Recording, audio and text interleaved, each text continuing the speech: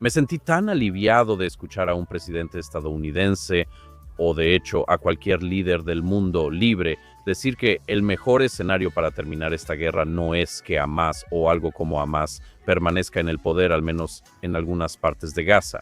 Eso solo significaría que en algún momento en el futuro los cohetes volverían a empezar. Absolutamente.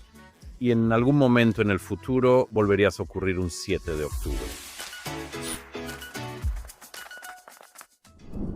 Es un privilegio tener en nuestro programa al maravilloso, al único Douglas Murray, historiador, periodista y muchas cosas más que podríamos decir sobre Douglas, principalmente que es la voz de la claridad moral de nuestra generación. Douglas, gracias por acompañarnos. Es un placer verte y estar con tu audiencia. Gracias, Douglas. Douglas, tienes un libro que básicamente escribiste después del 7 de octubre. Y la premisa de tu libro, si la entendí correctamente cuando lo leí, es algo que de alguna manera he sentido desde hace un tiempo, que de alguna forma el 7 de octubre, aunque fue un evento muy singular aquí en nuestra historia, en nuestro país, también es un evento que desenmascaró algo mucho más grande que está ocurriendo. Eso es absolutamente correcto. Sí, sobre democracias y cartas de la muerte salió en abril en inglés y ahora también está disponible en hebreo.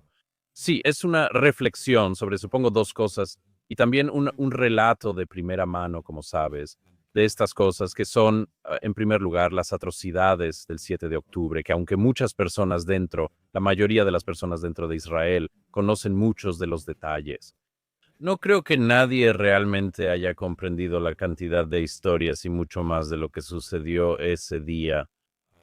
Hay mucho que el mundo en general no sabe sobre lo que pasó ese día, y esa fue una de las razones por las que inmediatamente después del 7 decidí dejar Estados Unidos y venir a quedarme en Israel durante la mayor parte del siguiente año para recopilar tantas de esas historias como pudiera y reflexionar sobre ellas para registrarlas.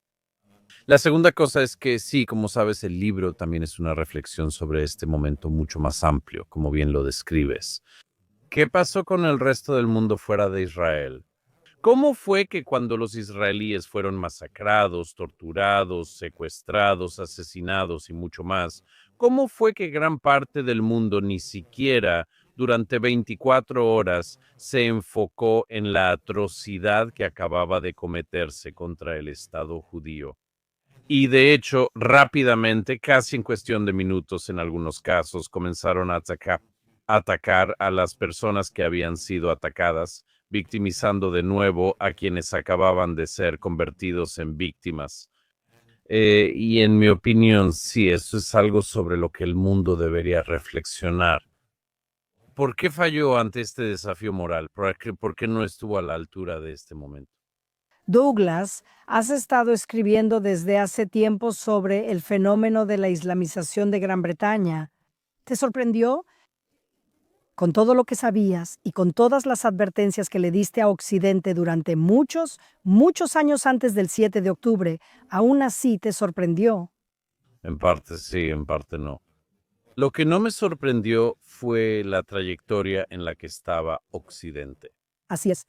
La trayectoria en la que, ya sabes, no se lleva a cabo un ataque yihadista, en este caso dentro de Israel.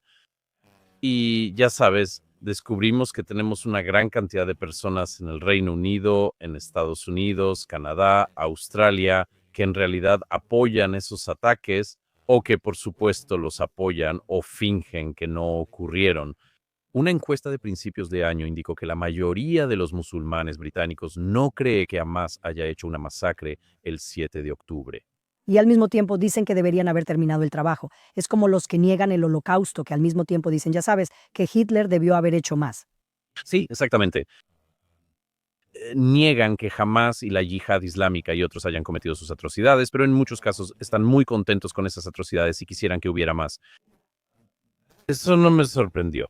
Lo que sí me sorprendió fue la rapidez de la degradación en Occidente, la velocidad con la que ocurrió, la gravedad y hasta qué nivel llegó. El hecho de que, por ejemplo, mencioné cerca del inicio del libro que el 8 de octubre fui a Times Square en Nueva York y había una gran protesta de neoyorquinos musulmanes y no musulmanes celebrando la masacre que aún seguía ocurriendo en Israel. Pero esto tomó tal fuerza en los casi 2 años siguientes, que es el periodo en el que estamos hablando ahora, que en todos los lugares a los que fui en Occidente, cuando no estaba en Israel, ya fuera en Vancouver, Canadá, Sydney, Melbourne, Australia, Londres, París, Washington, Distrito de Columbia, no importaba a dónde fueras. Había estas protestas genéricas, aparentemente genéricas, muchas veces organizadas contra Israel en todos lados. El tamaño, la rapidez, la organización, la normalización de esto fue tal que en febrero de 2024 el Parlamento británico tuvo que interrumpir sus sesiones por una multitud pro-palestina afuera. El entonces primer ministro, Rishi Sunak, tuvo que salir apresuradamente a Downing Street y advertir sobre el riesgo de perder el proceso democrático en Gran Bretaña a favor del gobierno de las masas. Ese tipo de cosas en el pasado las habríamos analizado detenidamente, abordado y tratado de resolver. Pero no, esas cosas han sucedido en los últimos años en Occidente y tan rápido, tan mal, con tal extremo, intensidad e influencia.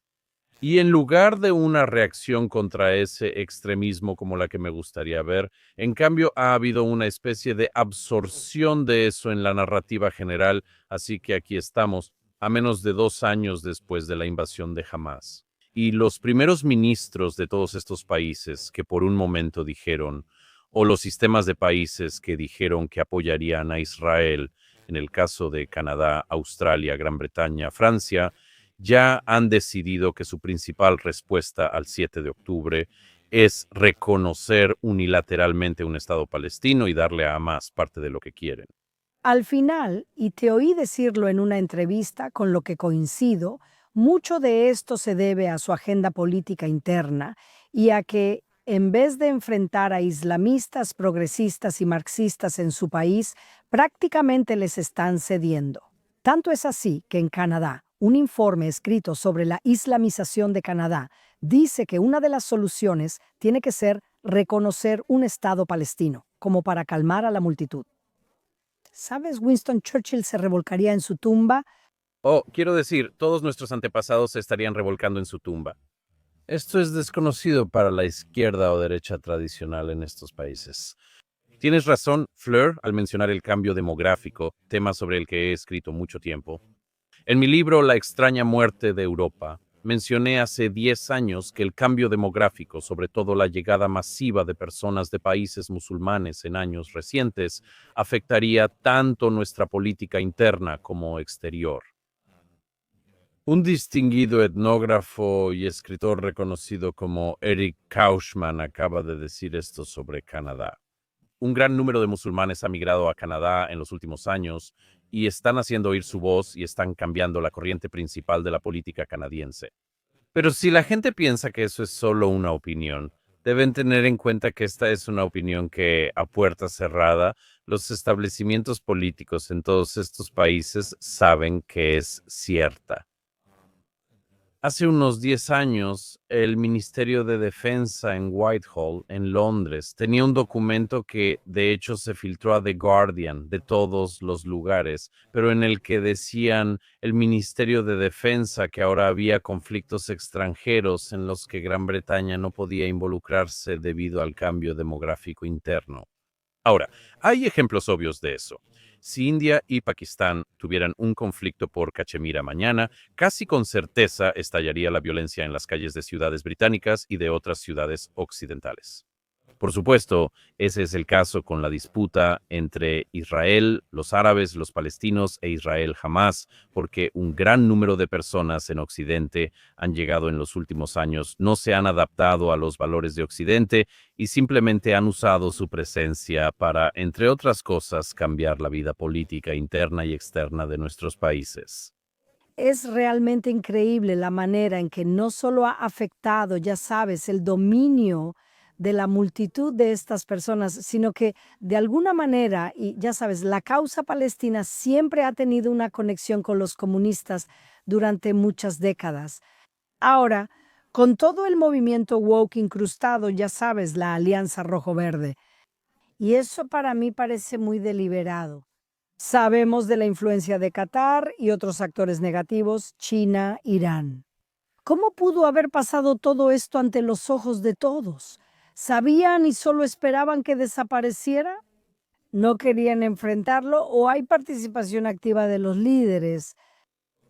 Bueno, como mencionas, y con razón, y la gente no lo menciona lo suficiente, países como Qatar, con sus enormes cantidades de financiamiento, tanto abierto como encubierto a entidades en Occidente, tiene un impacto enorme, ya sea financiando universidades o financiando de manera privada a políticos. Esto ha tenido un efecto demostrable, al igual que rivales y otros como el Partido Comunista Chino, que estarían muy felices de usar herramientas tecnológicas, de usar plataformas de información, plataformas de redes sociales, inclinar la balanza y causar efectivamente la autocrítica, desarmonía social, teorías de conspiración y mucho más para simplemente permear nuestras sociedades. Y sí, o sea, te referiste a la otra parte de eso, la alianza rojo-verde. Y la parte roja de eso es, o sea, algunas personas no me gusta la palabra woke porque me parece demasiado frívola para lo que siempre he considerado, como dije en mi libro La locura de las multitudes, considero un movimiento revolucionario federal. Pero ese movimiento sí ha encontrado una causa común, una alianza muy fácil por el momento con la causa islamista. Y eso es porque toda la narrativa woke en Occidente se basa en este análisis de muy baja resolución de todo el mundo y de todo lo que sucede en la sociedad, viéndolo simplemente como una cuestión de opresores y oprimidos. Identificas a los oprimidos y enfrentas al opresor. Sí. Colonizador, colonizar, ya sabes, víctima, victimario y así sucesivamente, genocida, víctima de genocidio. Así es como muchos en la izquierda laboral organizan su política.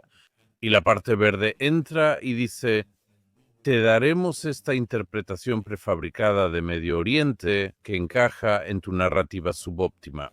Y estaremos en alianza.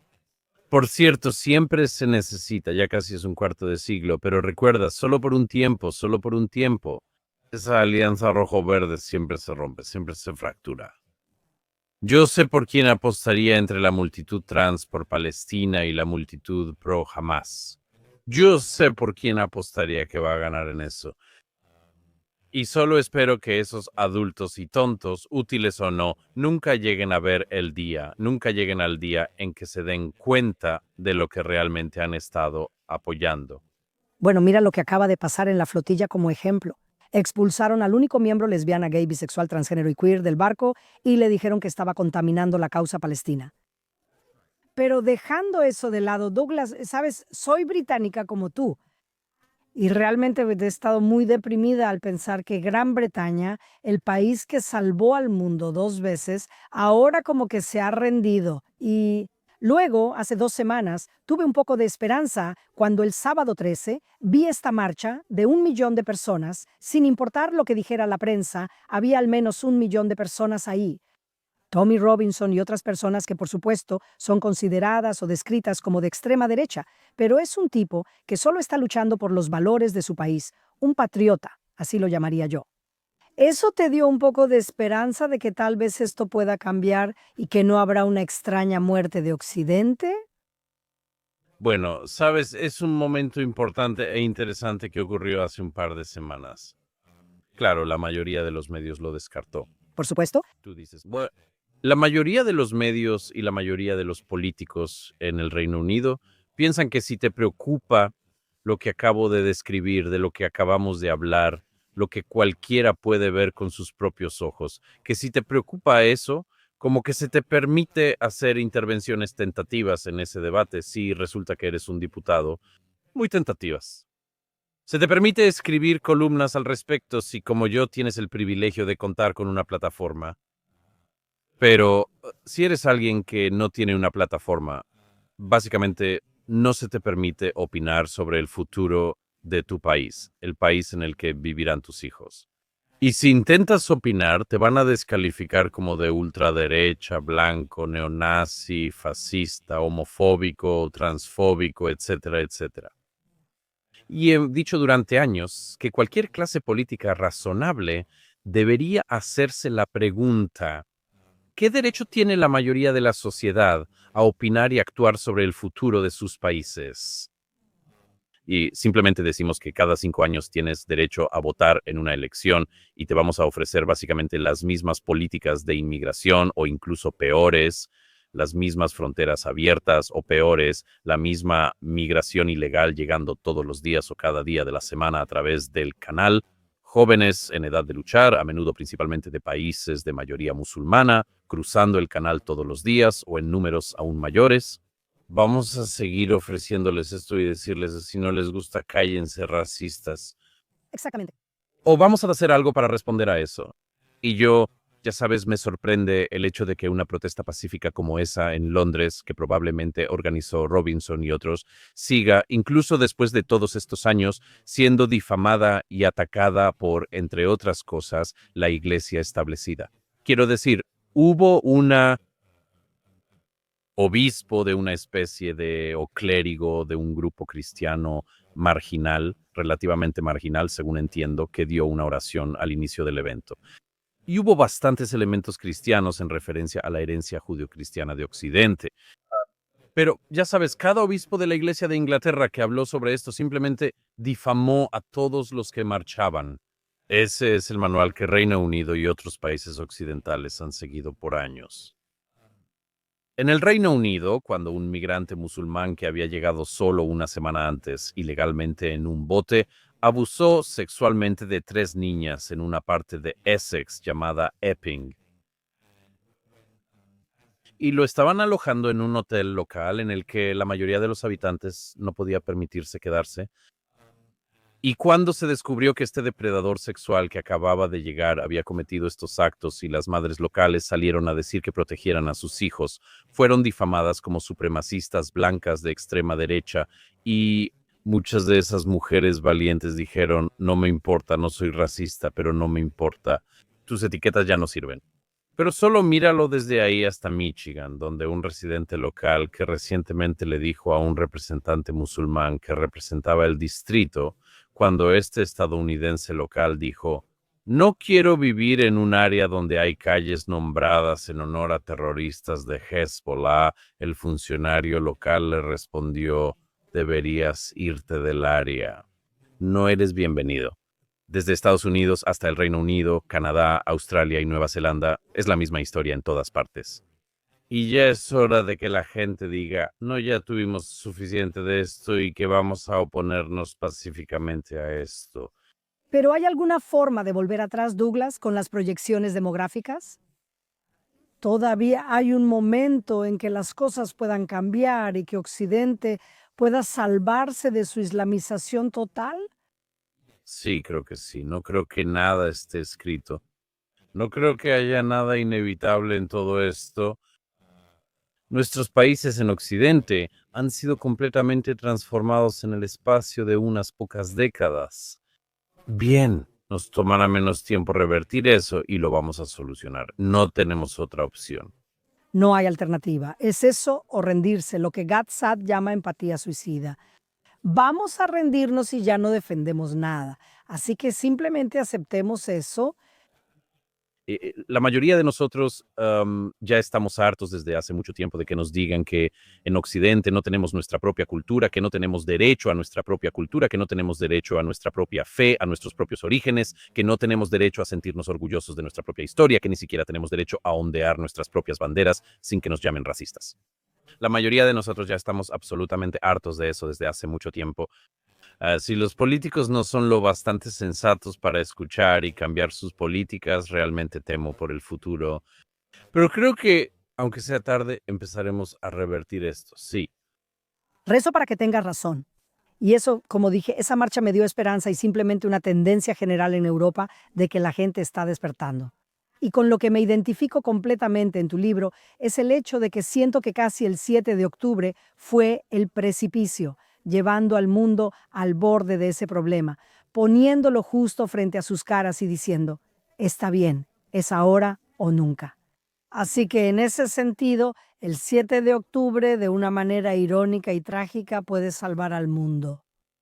Sí, la tragedia para Israel en esto es que tantas personas en Occidente, especialmente en posiciones de poder, que deberían darse cuenta de la conexión entre estas dos cosas, deberían darse cuenta de que las personas que caminan por las calles de las ciudades occidentales gritando por la yihad o apoyando a Hamas y Hezbollah y lamentando la muerte de Sinwar. Y así, estas personas representan un problema para los demás después. Exactamente.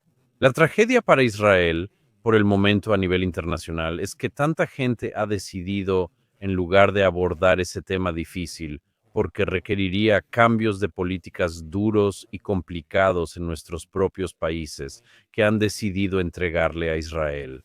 Les daremos lo que quieren con eso, les daremos Palestina. Vamos a traicionar a Israel. Y ese es un error histórico de los políticos que han decidido ir por ese camino. Bueno, uno pensaría que el mundo aprendería la lección de sacrificar a Checoslovaquia, ya sabes, cuando Chamberlain regresó diciendo paz en nuestro tiempo para tratar de satisfacer las ambiciones territoriales de Hitler. ¿Pensarías que Israel no está aquí para ser otra Checoslovaquia? No, quiero decir, siempre soy muy reacio a hacer comparaciones con los años 30, porque siempre temo que existe la posibilidad de que terminemos en esto, donde siempre es 1930.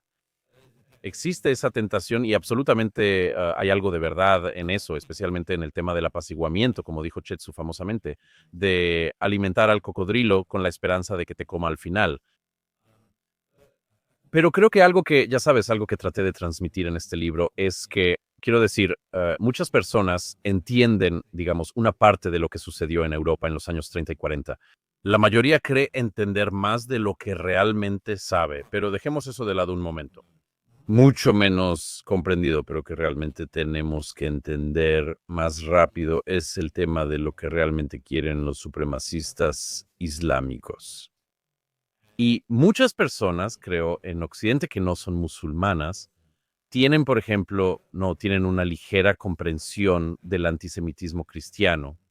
Tienen una ligera comprensión, no tanta como creen, del antisemitismo nazi-fascista y sus consecuencias. Creo que muy pocas personas, un número casi insignificante fuera de Medio Oriente y hasta cierto punto dentro de él, realmente entienden las raíces del antisemitismo islámico, las raíces del antioccidentalismo islámico, y como resultado vamos a tener que ponernos al día con algunas de las cosas que describí, algunas de las raíces que expongo en este libro. Vamos a tener que aprender esto muy rápido porque es mucho más tarde de lo que a cualquiera le gustaría para tener que hacer este curso de recuperación en historia islámica y los orígenes de parte del odio del Islam hacia las formas no islámicas de hacer las cosas. Y hay aspectos de esto que describo en el libro que he escuchado de los lectores que están muy contentos de haber aprendido o de haber absorbido un poco. Otro más, solo mencionaré, es la historia del antisemitismo de izquierda.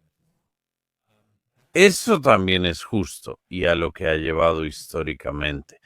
Así que, como siempre digo, el antisemitismo puede venir de cualquier dirección política, pero la destrucción posterior puede venir de cualquier dirección política. Y en este momento, principalmente en Occidente, proviene del mundo islámico y de la izquierda radical. Absolutamente. Y sabes, tengo que decir que durante muchos años, cuando fui vicealcaldesa de Jerusalén y trataba el tema de los libros escolares de... ¿El libro escolar palestino es muy antisemita? Yo decía esto en conferencias judías sobre antisemitismo y no hablaban del tema. Nadie quería hablar de eso porque de alguna manera eso nos hacía parecer racistas o de alguna forma el antisemitismo islámico está justificado porque estamos en conflicto con estas personas. Lo ridículo es que yo siempre me oponía y eso incomodaba a la gente. Y ahora, afortunadamente, y gracias a personas como tú, la gente puede hablar de esto porque es un odio feroz que realmente lleva a matar. Pero intentemos avanzar un poco y ver qué nos depara el futuro cercano. Estás en Estados Unidos mientras nuestro primer ministro, Netanyahu, está ya discutiendo con Trump un posible plan de paz o el llamado plan de paz y un plan de 21 puntos. Como sabes, Douglas, mejor que nadie, estamos agotados aquí por esta guerra. Todos estamos agotados, pero no podemos dejar este peligro actual, claro y presente en nuestras fronteras. Y realmente no está muy claro qué hay sobre la mesa. No quisiera precipitarme y decir qué hay sobre la mesa, pero ¿tienes esperanza de que quizás con este presidente en particular podamos avanzar hacia tal vez incluso un acuerdo regional? ¿Cómo ves las cosas? Creo que lo primero que hay que decir es que, como mencionas, aún no hemos visto el plan en el momento en que estamos hablando. He escuchado y leído relatos sobre parte de lo que contiene. Me sorprendería que jamás aceptara la mayoría de esto, si no es que nada de ello. Hamas no quiere liberar a los rehenes y debe ser obligado. Y deben hacerlo, crees tú, por una abrumadora presión internacional y local durante la presión de la fuerza cinética de las fuerzas de defensa de Israel, si es necesario. Pero los rehenes deben ser liberados. Debieron haber sido liberados el 8 de octubre. Absolutamente. Y si hubiera habido una administración diferente en Washington, creo que eso podría haber sido posible. Cuando la gente me pregunta, ya sabes, ¿qué piensas sobre el reciente ataque en Qatar? Yo digo que casi 2 años demasiado tarde. No se le debió permitir a Qatar albergar a los autores intelectuales de esta masacre y salirse con la suya durante casi 2 años. Y la indignación internacional contra ese país, por las razones mencionadas, no ha sido suficientemente significativa.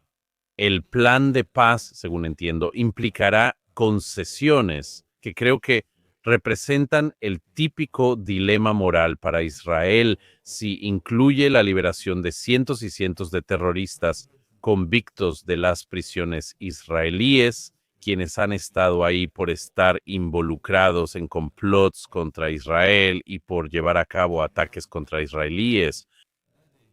Eso es muy difícil de aceptar para el público israelí por razones que conoces mejor que nadie. Y no es la menor de las razones el hecho, como todos en Israel saben, aunque muy pocas personas fuera lo saben, pero como mencioné en el libro, que Yaka Sinwar, el arquitecto del 7 de octubre, fue él mismo liberado de una prisión israelí en la que estaba por asesinar palestinos, literalmente con sus propias manos, y fue liberado en un intercambio de prisioneros por un soldado israelí, Gilad Shalit, hace ya 15 años. Y por eso los israelíes conocen el precio de estos intercambios. Y por supuesto, Hamas sabe muy bien cuánto hiere al Estado judío en lo más profundo todo el tema de tomar rehenes. Y se aprovecha de eso, así que esta es una pregunta increíblemente difícil para los líderes de Israel y para su población.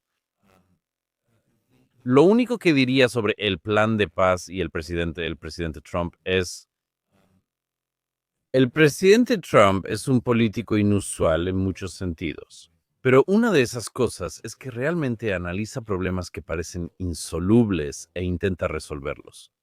Y lo que hace, la manera en que lo hace, es ver que si has estado intentando resolver algo y no ha funcionado cada vez, y tus mentes más brillantes han estado tratando de resolverlo durante décadas, tal vez deberías intentar algo nuevo.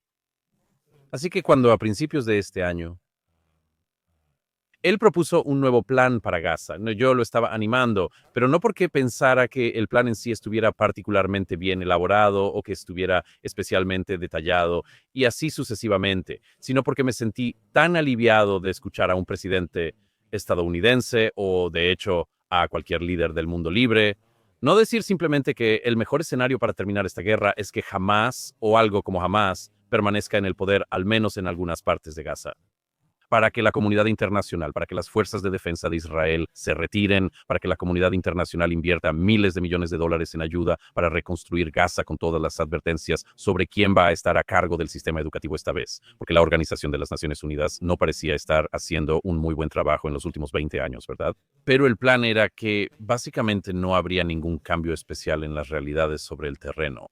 Y efectivamente, como tú y yo y muchas personas que están viendo esto saben, eso solo significaría que en algún momento en el futuro los cohetes volverán a empezar. Absolutamente. y en algún momento en el futuro el 7 de octubre volvería a suceder. Creo que esa es una posición de statu quo completamente inaceptable. Así que me complace que el presidente Trump haya demostrado repetidamente que está dispuesto a romper ese paradigma completamente fallido. Y veremos exactamente cómo se ve eso, ¿no? Pero creo que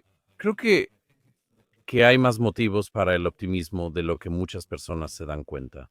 Quiero estar de acuerdo contigo y creo que lo estoy. Y sí creo que, de nuevo, la definición de locura es hacer lo mismo una y otra vez y pensar que vas a obtener una solución diferente como la solución de dos estados, que todos siguen promoviendo una y otra vez, como si de alguna manera, ya sabes, el liderazgo palestino se hubiera vuelto suizo ahora. Pero lo único que sí me preocupa en Estados Unidos, y de nuevo, sabes, tengo mucha confianza en el presidente Trump y su administración, es esta especie de antisemitismo de derecha, no nuevo, sino reciclado, que estamos viendo con esto que llaman la derecha woke, los Tucker Carlson. ¿Qué tan, o sea, tú estás ahí, Douglas, y tienes un ojo muy agudo, qué tan común es y deberíamos estar muy preocupados por eso? Creo que definitivamente es una preocupación, sí. Y no creo que sea solo una especie de, no creo que sea solo antisemitismo que ha sido manipulado, digamos, por algunas influencias de la derecha. Creo que también es un antioccidentalismo. Volvemos a eso, a la naturaleza conjunta de estas dos cosas. Simplemente van juntos como caballo y carruaje o como motocicleta y sidecar. El problema en una parte de la derecha estadounidense, parte de la cual tiene influencia y parte no, es que, de nuevo, perdón por sonar repetitivo, pero primero que nada, el dinero catarí está por todas partes, circulando por todos lados. Muy atractivo. También está el tema del clickbait que tiene. Cierto. Si haces un podcast sobre algo que es históricamente preciso y aceptado como verdadero, tu tasa de clics podría ser buena, podría ser moderada o baja. Si haces un pseudoanálisis cuasi histórico que no está basado en absolutamente nada, pero es nuevo, brillante y peligroso, obtendrás los clics. Así que también está siendo impulsado por ese problema algorítmico, donde las personas débiles y fácilmente comprables simplemente se inclinarán por lo que les traiga los clics y por lo tanto los ingresos en efectivo. Pero también está este problema que lamentablemente he señalado por años. Lamentablemente esto puede venir de cualquier dirección. El antioccidentalismo de derecha básicamente es eso de Israel es particularmente malo, pero nosotros en Occidente también somos malos y siempre lo hemos sido. Y particularmente en Estados Unidos esto se manifiesta en el ala neoaislacionista, que cree que Estados Unidos nunca ha hecho nada bueno en el mundo, que en todos los lugares donde Estados Unidos se ha involucrado, las cosas han empeorado. Supongo que eso era inevitable como una reacción a algunas de las políticas exteriores fallidas del periodo posterior al 11 de septiembre y la sensación resultante entre algunos de la derecha que se sintieron traicionados por estar de acuerdo, por ejemplo, con las políticas de George W. Bush y luego ver que, ya sabes, resultó que no sabían tanto como deberían haber sabido. Muchos de derecha se han sentido traicionados por esto. Este es el análisis más de buena fe. Se han sentido traicionados por eso y como resultado prefieren que las tropas estadounidenses se queden en casa, salvo en circunstancias excepcionales donde el territorio estadounidense esté en peligro. Y creo que estas personas han absorbido una especie de narrativa de izquierda, de nuevo, que, ya sabes, donde sea que se muestre el poder estadounidense, todo empeora. Y no creo que ese sea el caso. Y creo que es una lástima que una parte de la derecha esté jugando con eso de la misma manera en que una parte de la izquierda lo ha hecho durante muchas décadas. Sí, realmente es increíble. Como dijiste, no sabes de dónde viene y podría venir de cualquier parte. Y al final, creo que, ya sabes, ir en contra de Israel, ir en contra de los judíos, es el comienzo de, como dijiste, ir en contra de su propia civilización occidental. Y eso es extremadamente triste, pero nos das algo de esperanza, Douglas. Primero que nada, que hay personas como tú que pueden escribir estos libros que tienen un efecto enorme en la psique de las personas que al menos están dispuestas a escuchar y por tu defensa y por tu reportaje preciso de la terrible, terrible masacre que ocurrió. Sé que estuviste aquí y sé que te reuniste con muchas de esas víctimas. E Israel sigue siendo fuerte. Va a seguir siendo fuerte. Y rezamos, yo rezo. A veces pienso que las cosas tienen que tocar fondo antes de que mejoren de nuevo. Me pregunto si ya tocamos fondo y estamos regresando o aún no llegamos ahí, pero estoy rezando para que, así como la historia sube y baja, eso es lo que va a pasar. Rezo igual, Flo. Muchas gracias, Douglas. Gracias por estar con nosotras. Gracias, es un honor para mí.